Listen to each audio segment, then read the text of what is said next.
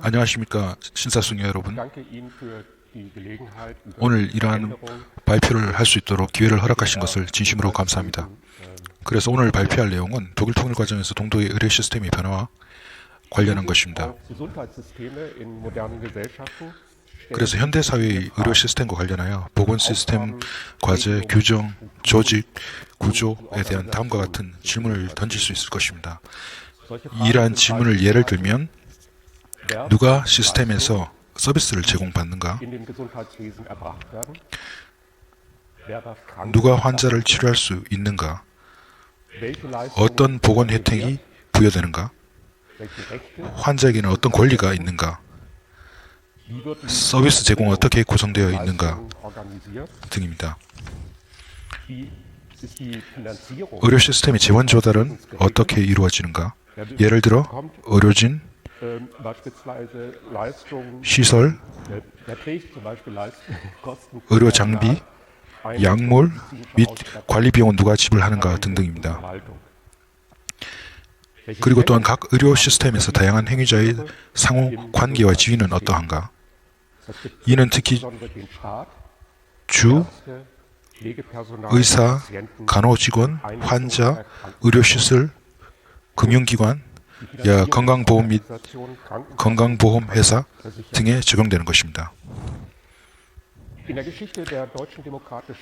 동독과 소독의 역사에서 상기 질문에 대한 대답은 크게 달랐습니다.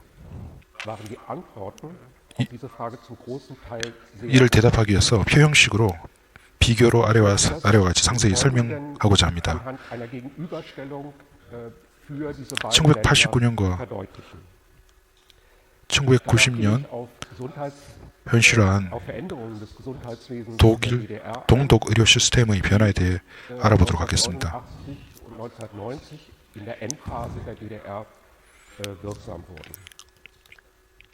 또한 유럽 연합의 보고서를 토대로 오늘날의 독일 보건 시스템 현황을 설명할 수 있을 것입니다.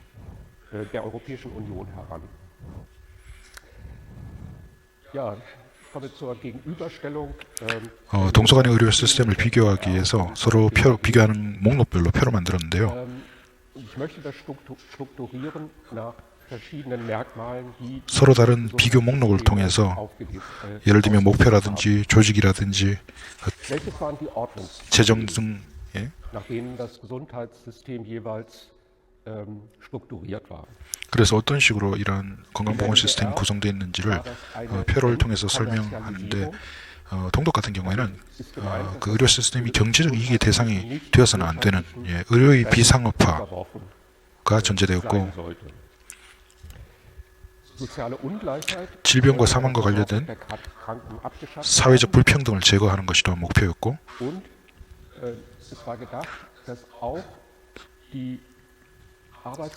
사회 전체와 또 노동력의 재생산에 초점이 맞춰져 있었습니다.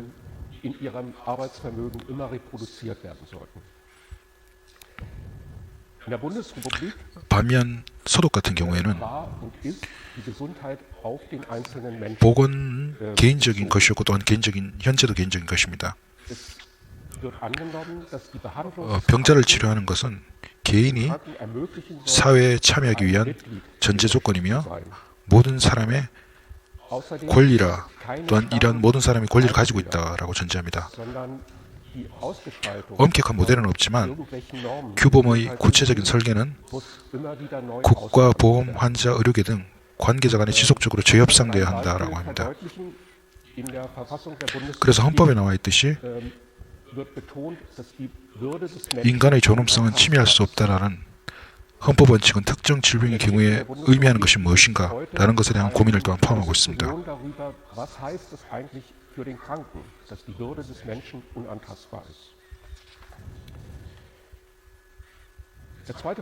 두 번째 관점은 오르가니제이션, 조직이라고 할 수 있을 텐데요. 동독 같은 경우에는 조직 부분에서 국가에 의한 의료 시스템의 중앙 계획 및 통제가 중요한 역할을 합니다.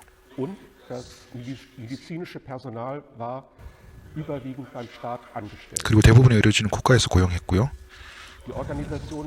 서독의 경우에는 여러 가지 복잡한 그런 구성이었는데 여러 차원의 어떤 다양한 보건 관련 권한이 있습니다. 서로 다른 관계자들이 있고, 그리고 그런 서로 다른 관계자들은 서로 다른 권한을 가지고 있습니다. 즉 연방 차원, 주 차원 및 지방 자치단체 수준에서 다양한 보건 관련 권한이 주어져 있고, 의료진은 또 서로 다른 고용 관계의 일을 하는데, 예를 들면 연구직, 계약직, 국가직, 민간 등으로 다양합니다. 중앙정부 일방적인 통제권은 없습니다. 그래서 중앙정부가 어떠한 보건과 관련된 명령을 내릴 수는 없는 것입니다. 그래서 많은 관계기관 또 조직이 의료 시스템의 관리를 책임지고 있습니다. 예를 들어 건강보험회사, 의사이익단체, 국가기관, 그리고 공동위원회 등 피보험자의 혜택과 범위 등을 결정하는 관계 세력 또는 관계 조직이 다양하다는 것입니다. 전체로 본다면 서로 다른 그룹의 이익이 계속해서 협상되어야 하기 때문에 의료 시스템을 제어하는 것은 매우 복잡합니다. 세 번째, 또 재정과 관련한 부분들에서도 차이를 발견할 수 있는데요. 동독 같은 경우에는 전 근로자가 내는 세금과 같은 통일적인 일관적인 국민보험으로 구성되어 있었고, 그리고 사회적 비노동 부분에 포함된 예를 들면 아동이라든지 연금 수납자들까지 이제 이 시스템에 포함되어 있습니다. 그리고 이러한 재정은 납부 보험금 외 보조금과 국가 예산, 시설 및 직원 지원으로 보충되는 그러한 시스템이었습니다.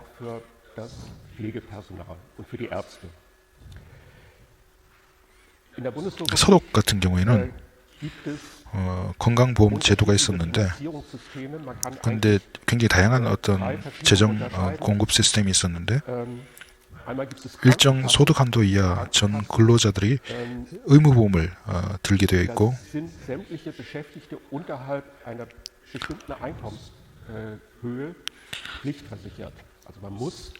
그래서 강제 건강보험 가입 원칙을 두고 있고, 이러한 것은 연대 원칙에 따라서 부담과 상관없이 모든 동일한 혜택, 피골라 가족은 별도의 보험금 없이 또한 이 보험에 포함되게 되어 있습니다.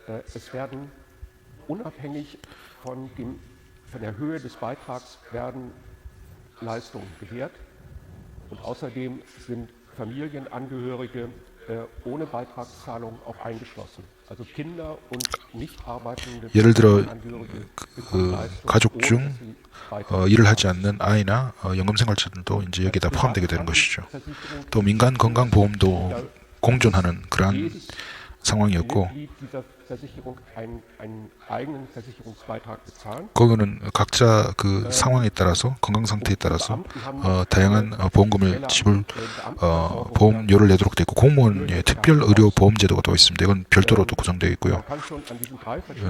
이런 것은 그래서 소독 시스템 같은 경우 복잡한 협상에 의해서 규제되는 의료 서비스 가격 시스템이다라고 정의할 수 있겠습니다.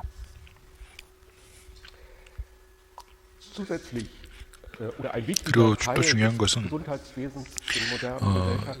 현대사회에서 가장 중요한 요소로 또 공중보건 업무 또한 공공보건이라고 말씀드릴 수 있겠습니다.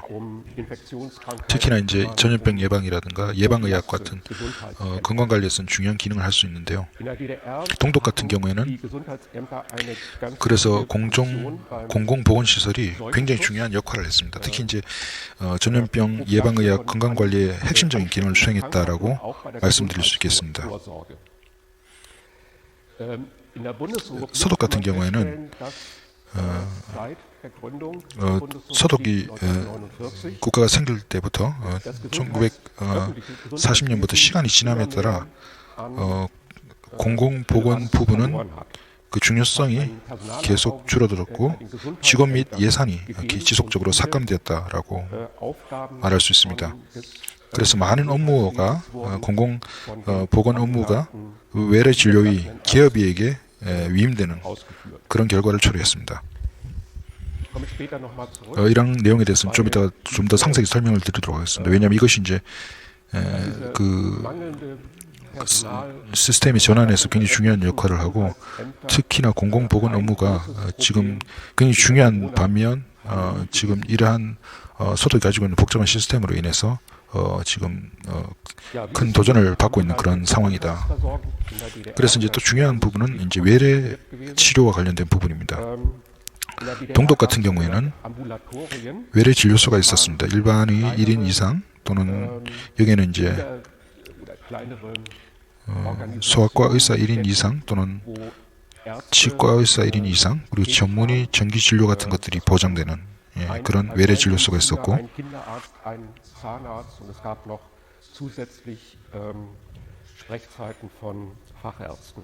그리고 전문의 정기 진료 같은 경우는 따로 이제 별도의 시간이 정해진 그런 외래 진료소였죠. 그리고 이제 두 번째로는 이제 폴리클리닉이라는 어떤 공동 의사들의 조직, 다시 말해서 일반의 그리고 최소 5개 전문과 치과가 포함된 그런 종합의료센터라고 이야기할 수 있겠습니다. 종합병원과는 좀 다른 개념이고요. 그리고 근로자 및 그 가족을 위한 국영 대기업의 외래의 및 회사 내 의사가 있었습니다. Und zusätzlich gab es auch Betriebsärzte in Betrieben, in größeren Betrieben. 그리고 콤비나과 같은 대형 국영 회사의 경우 회사 내 의사라든지 기업 외래의가 굉장히 중요한 역할을 했고 또 거기 종사하는 가족들도 담당을 했다라고 말씀드릴 수 있습니다. 서독 같은 경우에는 다르게 이제 구성이 되었는데 개인 책임하에서 개별 진료를 진행하는 자영업 의사로 구성되어 있었다. 그래서 외래 진료 같은 경우에는 자영업 의사의 역할이 굉장히 중요했다라고 말씀드릴 수 있겠습니다. 그리고 최근에는 이제 고용된 의사와 함께 그룹 진료를 위한 새로운 형태의 조직도 생성되기 시작했는데요. 이는 과거 동독의 폴리클리닉과 완전 유사한 형태다. 그래서 고용된 의사를 중심으로 이루어진 그런 시스템이라고 볼 수 있겠죠. 그리고 또 중요한 것은 이제 입원 치료 부분인데 동독 같은 경우에는 모든 대부분의 병원들이 공공이 소유하는 병원이었습니다. 또는 국가 또는 공공기관. 그리고 일부 이제 가톨릭 및 개신교 교회의 후원으로 운영하는 일부 병원이 있었습니다. 그렇지만 굉장히 전체 수입에서는 작은 수를 수였다. 서독 같은 경우에는 굉장히 다양하게 다양한 운영자로 병원이 운영됐는데 재단이라든지 국가에서 직접 하는 경우도 있었고 의료기업, 대학 등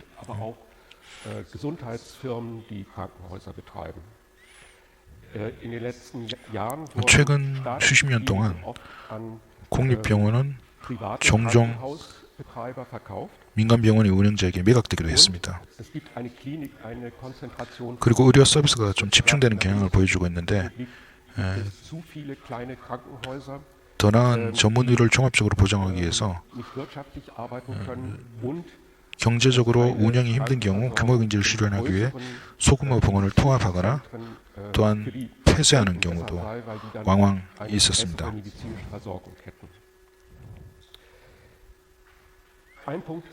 그리고 또한 추가적으로 지적될 부분은 우선시되는 환자 그룹, 일정 정도 특권 그룹이라고 이야기할 수 있겠죠. 의료보건 시스템을 우선적으로 제공받을 수 있는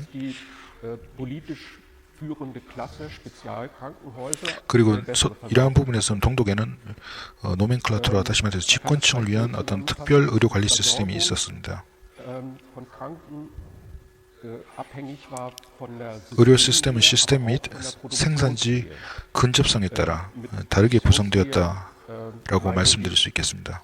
dass im Prinzip alle Kranken gleich behandelt werden sollten, aber diejenigen, die 의료 서비스의 produktiv 평등적 평등한 공급이 필요하지만 생산에 집중된 그런 생산직에 종사하는 사람들에게 더 많은 의료 시스템을 의료 서비스를 공급하는 그런 시스템입니다. 그렇게 엄마와 유아, 그 어린이와 청소년 같은 경우에는 좀 그 의료 서비스가 우선적으로 이렇게 제공되는 그러한 어떤 상황이었다라고 말할 수 있겠습니다. 특히나 연금생활자들이나 소득이 없는 사람 같은 경우는 차별 환자 그룹에 포함되어 있었다라고 이야기할 수 있겠고요. 또 소득 같은 경우에는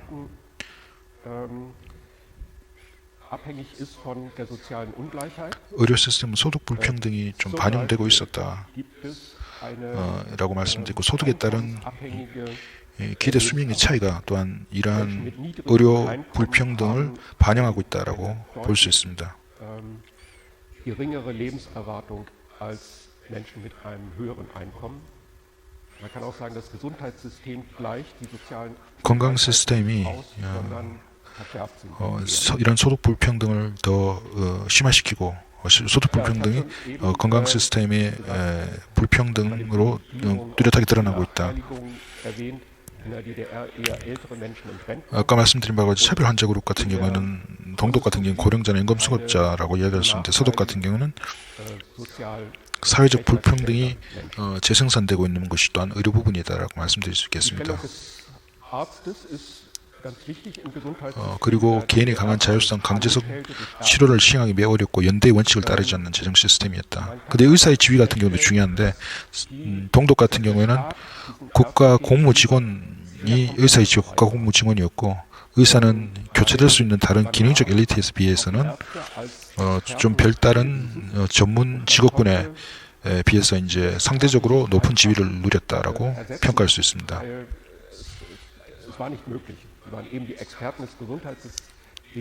특히나 이제 그 의료진, 특히 의사 같은 경우는 쉽게 양성하거나 다른 인사로 교체할 수 있는 그런 직업군이 아니었기 때문에 상대적으로 이제 지위가 높았는데, 서독 같은 경우는 독일 역사상 정치적으로 가장 영향력을 가진 그런 상황이다. 현재적 상황이. 그것이 가능해진 것이 의료 관련 자율성을 지금 보장받고 있고,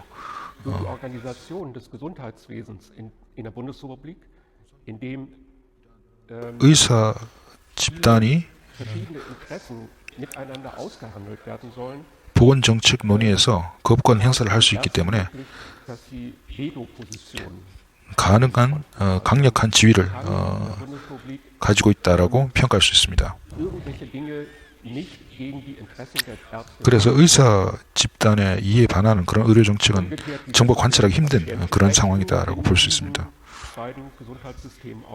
그리고 이제 다음 단계로 이제 환자의 권리와 관련된 사항을 보면,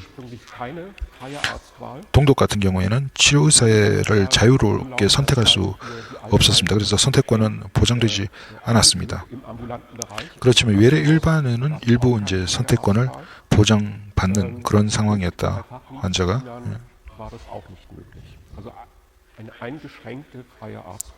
그래서 제한된 선택권을 보장됐다라고 평가할 수 있겠습니다. 서독 같은 경우에는 외래 의료 서비스 같은 경우는 의사 및 의원 등을 자유롭게 선택할 수 있도록 그러한 선택권이 보장되었고, 입원 치료의 경우 의사 선택 자유권은 이제 민간 보험에만 가능한 적용되는 그런 상황이다. 이러한 것이 주는 문제점이 무엇인가라는 것을 또한 평가해 볼 필요가 있는데,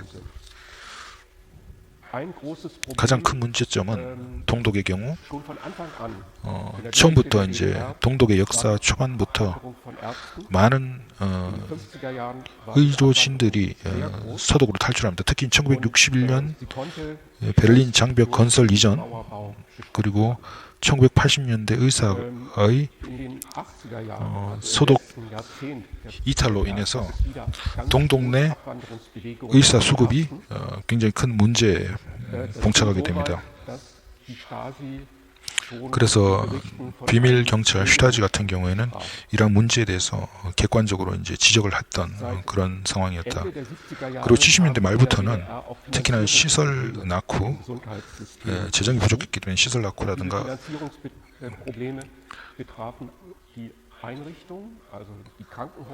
의약품 조달이 또한 부족해졌고, 그 다음에 의료 시설 또는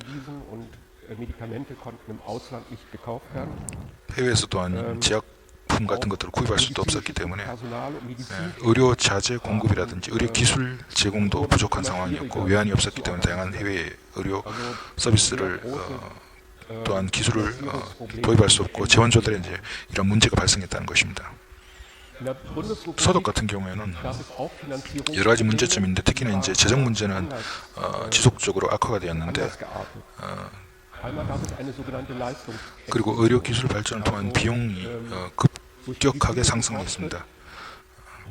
특히나 의료 기술의 발전 같은 경우에는 일부 이제 과잉 치료를 낳았고, 의료 서비스 남용에 따른 의료비의 폭발적 증가를 초래했습니다. 비용 억제에 대한 정책은 일부는 성공을 했는데 그러한 보건 부분의 다양한 이익 관계 또 이익 단체들이 관계에 따라서 특히나 간병이 부족 사태로 예를 들면 간호사라든지 조무사라든지 간병인 부족은 특히 열악한 근무 조건과 낮은 급여를 와 같은 간호 관련 직종 종사자들에 대한 어떤 지원과 관심의 부족으로 인해 이제 발생하게 된 것입니다. 그래서 현재적으로도 간호 부족 또는 간병 부족 사태는 상존하고 있는 그런 상황입니다. 그래서 마지막으로 그렇다고 했을 때 양 시스템의 공통점은 무엇인가라고 한번 볼 필요가 있는데, 모든 국민을 의료 시스템과 통합한다고 강조하는 점에서는 좀 공통점을 가지고 있습니다. 그 통일과 관련돼서 건강 시스템을 보면 1989년 9월 동독에서 제1차 전국 보건회의가 개최되어 보건 시스템 문제와 결함이 처음으로 대중적으로 논의될 수 있었습니다.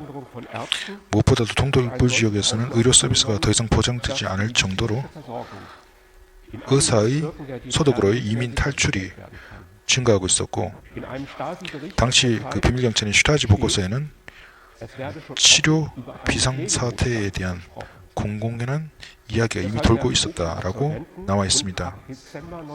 이러한 이유로 의대 졸업생과 1989년 12월부터는 2천여 명의 동독군 의무병이 보건 부분에 투입되어야 했습니다.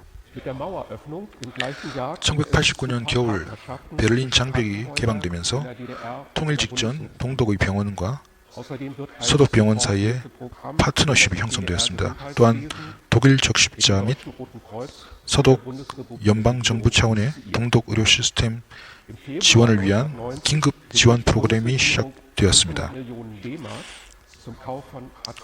90년 2월 서독 연방정부는 동독의 의약품, 의료기술 및 의료소모품 구매를 지원하기 위해 5억 마르크를 승인을 했고, 또한 더 나아가 서독 적십자는 90년 4월부터 동독 지역의 구호센터에 3개월 분량으로 나누어진 구호 키트를 각 지역의 지방에 배포했습니다. 물품의 수송은 서독 연방군과 동독군이 공동으로 조직했습니다. 이러한 긴급 조치로 동독의 그러한 긴급한 의료 상황이 일정 정도 안정되었다라고 평가할 수 있습니다. 1990년 봄 독일 통일 로드맵이 이제 명확해지는 그런 상황에서 두 의료 시스템 간의 큰 차이로 인해 통합 초기 단계에는 이미 많은 법적인 정비가 필요하리라는 것은 명확해졌습니다. 이는 외래 및 입원, 치료, 약국, 의료 분야 연구 및 건강관리와 관련된 그러한 사항들이었습니다.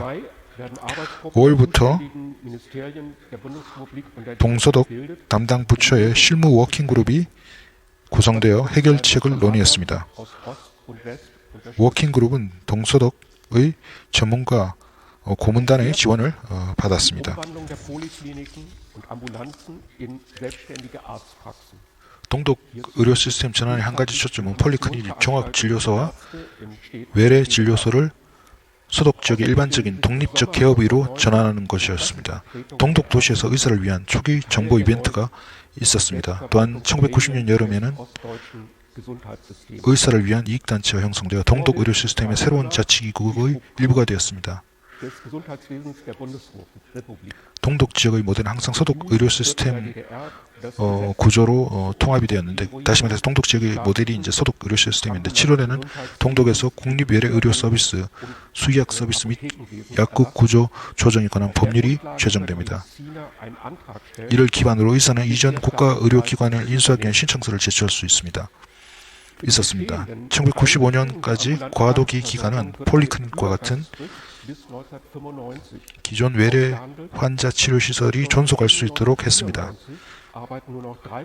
그러나 1994년 말까지 대부분의 외래 치료 시설에 종사했던 의사들은 개업의로 전환했고, 외래 환자 의사의 3%만이 폴리클리닉에 계속 일하고 있었습니다.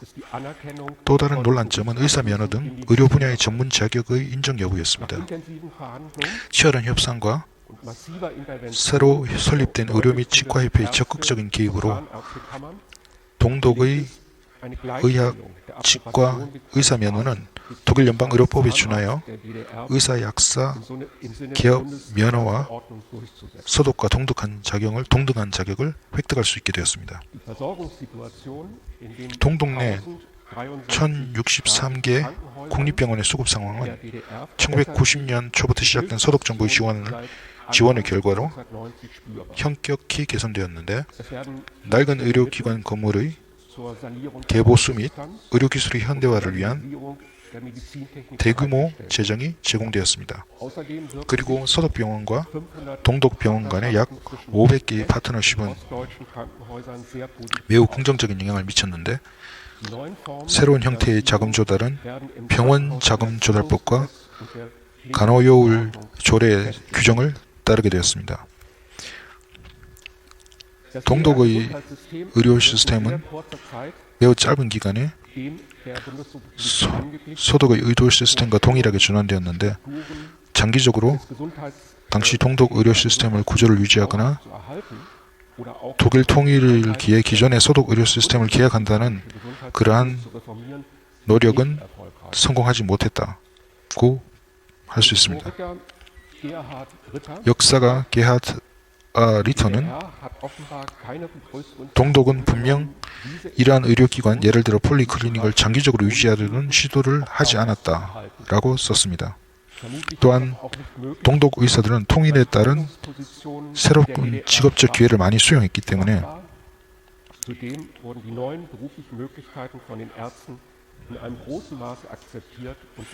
또한 그러한 폴리클리닉의 유지가 어려웠다라고 평가할 수 있습니다. 또 덧붙여서 일찍이 1989년 당시 동독 보건부 장관은 의료 시스템에 대해 보다 시장주의적 경제적 사고 방식만이 의료 시스템의 붕괴를 막을 수 있다라고 경고했습니다. 현재 독일의 의료 시스템은 1990년 통일 이후 계속 변화해온 통일 독일의 연방 의료 시스템이라고 할 수 있습니다. 마지막으로 이러한 소독 동독 통일 이후의 의료 시스템을 유럽 차원의 비교를 통해서 알아보고자 합니다. 유럽 차원의 비교를 통한 독일 연방공화국의 의료 시스템이라고 할 수 있겠는데요. 유럽연합위원회의 지속적인 보고서를 통해서 유럽연합 의료 시스템의 국가 비교가 가능합니다. 현재 보고서 EU 보건의 상태 독일 국가보건 프로필이라는 2019년 보고서를 기준으로 했을 때, 그렇지만 여기는 이제 코로나 팬데믹 상황은 아직 수치 반영되지 못한 상황이죠. 2019년 기준이기 때문에 Rechte in der Zulassung von 유럽연합은 무엇보다 의약품 승인에 대한 권리가 있지만 회원국의 의료 시스템 구성에 대한 권리는 없다라고 볼 수 있습니다. 결과적으로 der Europäischen Union souverän. 국가 간의 차이 같은 경우 예를 들어 특정한 시스템을 모범사료로 선호할 수는 없는 서로 다른 구조와 조직 형태를 보여주고 있습니다. 나타내고 있습니다. 그러나 이러한 비교를 통해 독일의 의료 시스템 구조와 규정을 이해하는 자료가 될 수는 있습니다. 이에 따르면 독일에는 높은 수준의 건강보험 적용이 광범위하게 제공되고 독일 대부분의 사람은 건강보험을 가지고 있다고 볼 수 있고 저소득 자영업자와 불법 체류자 사이에는 여전히 격차가 존재를 하는데요. 현재 독일 내 10만 명의 무보험자가 있다. 약 인구의 0.1% 정도로 이제 추산을 하고 있습니다.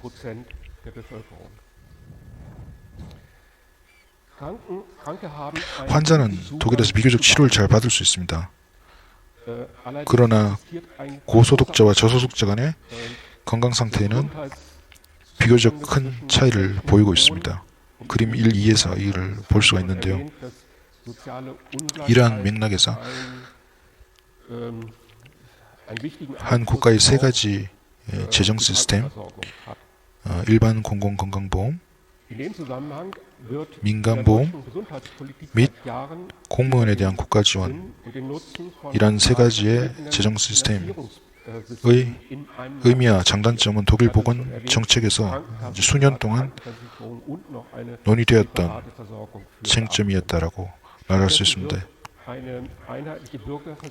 이러한 차별적 시스템 대신 통일적인 시민 건강보험 시스템이 제한되고 있는 것이 현재 제한되고 있습니다. 독일의 의료 시스템은 비교적 비효율적이라고 평가할 수 있는데 평균적인 성과만을 추구하며 상대적으로 높은 비용이 발생한다라고 볼 수 있는데요. 다른 유럽연합 국가에서는 더 낮은 비용으로 더 효율적인 의료 지원을 또한 하고 있고 이를 통해 사망률을 낮추는 또한 성과를 보이고 있습니다. 그림 3에서 이러한 내용이 나타나 있는데요. 원인을 보면 독일에서 높은 보건 비용의 지출은 무엇보다도 기업의사와 병원 간의 정보 교환의 불충분에서 발생하는 의료 정보 연계성이 부족에서 기인한다고 볼 수 있습니다. 예를 들어서 환자에 대한 검사는 여러 차례 중복 수행될 수 있고 불필요한 과잉 치료와 검사에 따른 의료 서비스의 남용으로 이어지고 있어서 이에 대한 논란이 지속되고 있습니다.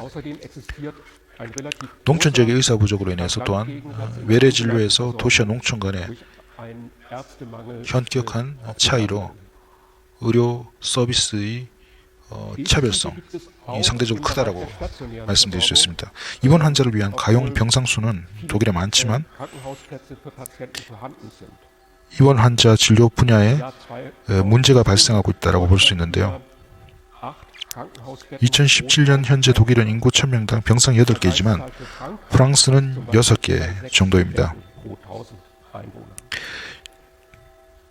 유럽연합 집행에 따르면 예를 들어 독일에서 일반적으로 종합병원에서 시행되는 만성질환자에 대한 진료를 외래 진료로 전환하는 것이 합리적일 것이라고 권고하고 있습니다.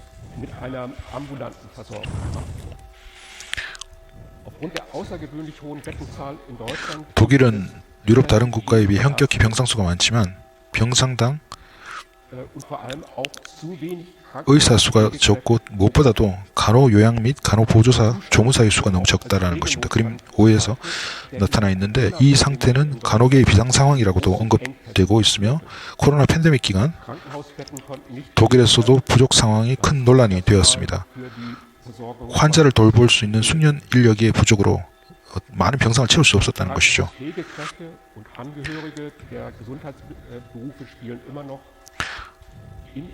국제적 비교에서 간호요양 및 간호보조사 그리고 기타 의료 전문직 종사자는 독일의 의료 분야에서의 의사보다 여전히 주목을 받고 있지 못한 독일의 의료 분야에서 의사보다 여전히 주목을 받지 못하고 있는 상황입니다.